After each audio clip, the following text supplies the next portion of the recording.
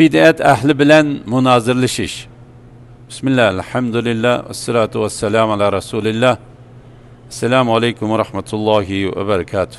Tuvanda dehqonlarga Şeyh Salim al-Hilali hafizahullohning bid'at va uning ummatga solgan ziyonlari risolasidan 10-bab bid'at ahli bilan munozirlashish temasini o'qiymiz inshaalloh. A'udhu billahi minash shaytonir rojim. Bid'at ahli bilan munozirlashish. Bid'at ahlining metodi helinayran söz o'yintishdan iborat bo'lg'achqa, ulardan yiroq turish, yolg'iz qoldirish, munosabat qilmaslik, ulardan yuz o'rish va ularni ogohlantirish kerak bo'ladi. Shu vajidan olimlar va imomlar bid'atchilar bilan munozirlashishdan, ularning so'zlariga quloq solishdan ogohlantirgan. Mufaddal ibn Muhalhal shundoq degan: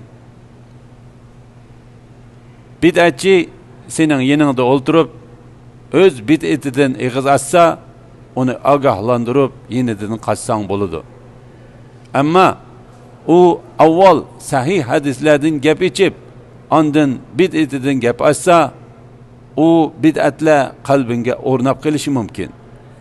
Shuningdan keyin u bid'atlarning qalbingdan qachon chiqib ketadiganligini, hatto chiqib ketadigan, ketmaydiganligini Alloh biladi.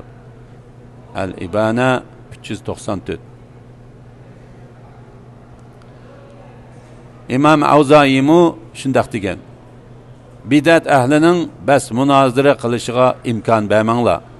Unda qilmasanglar, fitnalar bilan qalbinglarda shak shubha tug'dirdi. Al-bid'a ve nahi anha, bid'at ve onu cheklash 53-bab. Said ibn Amir'dan rivoyat qilinishicha, u mundaq degan: Momam Asmaning mundaq deganligini angladim. Bid'at ahlidan bo'lgan ikki odam Muhammad ibn Sirinning yoniga kirib, "Ey Abu Bakr, sana bir hadis o'qib berayli" degan edi. U "Yo'q" dedi. Ular undaqda Allohning kitobidan bir oyat o'qib berayli dedi. U "Bo'lmaydi. Ya sizlar yenimdan chiqib ketinglar, ya men chiqib ketay" dedi. Darimi 109-1, Lalikai 242. İbn Battah shundoq degan: "Ey musulmonlar, Rabbinglar Allohga qarta hushyor bo'linglar. Hech biringlar o'zini bek yaxshi deb o'ylab olmasin. O'z ko'z qarashlarining to'g'riligi haqida bilganlariga aldanmasin. Kishi bid'at ahli bilan ham suhbat bo'lishdiki, diniy tahlikaga qaramasdan, men ular bilan munozirlashish yoki ularni batil ko'z qarashlaridan voz kechirish uchun ular bilan ham suhbat bo'laman" deydi. Bular Dajjaldinmi fitnaxo'r, so'zlari qichqa kesildimmi bakrak yuqumliq, o'tdim bakrak ko'ydirguchidir. Al-Ibana 472.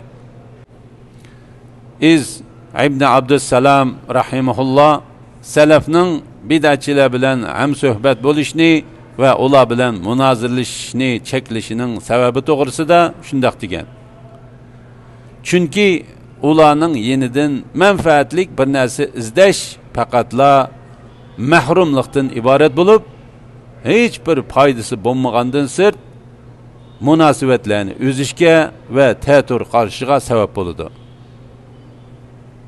Ularning orasida boshqalarning so'zining haq ekanligini bilgandan keyin o'z so'zidan qaytgan hech kimni ko'rmadim.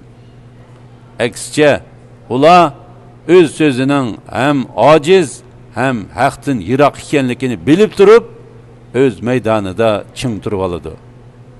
Qavoidul ahkam 135-2. Alhamdulillah. Yuqorida Şeyh Salim al-Hilali hafizahullohning bid'at va uning ummatga solgan ziyonlari risolasidan bid'at ahli bilan munozirlashish degan temasini angladinglar.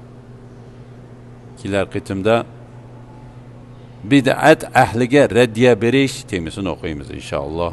Sallallohu ala Muhammad va ala alihi va sahbihi va sallam.